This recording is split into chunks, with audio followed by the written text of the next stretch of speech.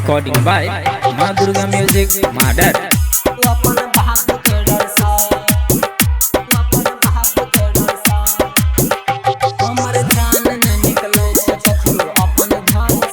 हमर जान न निकलै छै कखनो अपन घर सँ, हमर जान न निकलै छै कखनो अपन घर सँ।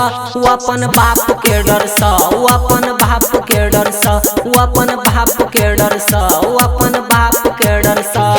कखनो न दूर जाय छै ओ ककरो नजर सँ, कखनो न दूर जाय छै ओ ककरो नजर सँ।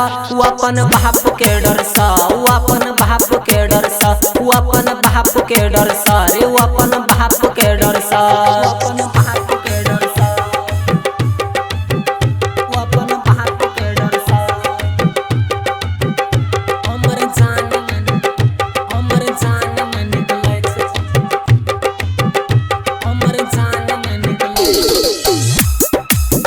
ओ अपन बाप के डर सँ, ओ अपन बाप के डर सँ। हमरा सँ दूर ओकरा कर देलकै रे दुश्मन, ओकरा बिना ने हमर लागै छै कखनो मने, ओकरा बिना ने हमर लागै छै कखनो मन। हमरा सँ दूर ओकरा कर देलकै रे दुश्मन, ओकरा बिना ने हमर लागै छै कखनो मन। फोनो ने कखनो करे छै ओ कोनो नंबर सँ, फोनो ने कखनो करे छै ओ कोनो नंबर सँ।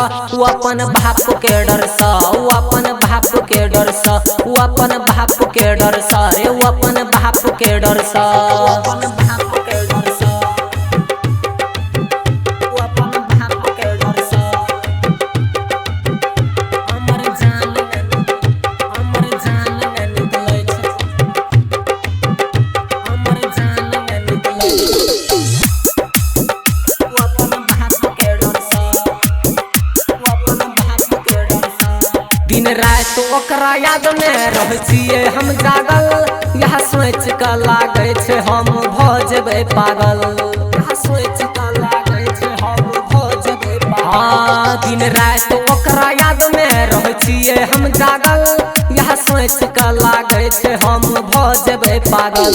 कहियो न मिल आब छै ओ अपन लभर सँ, कखनो न मिल आब छै ओ अपन लभर सँ।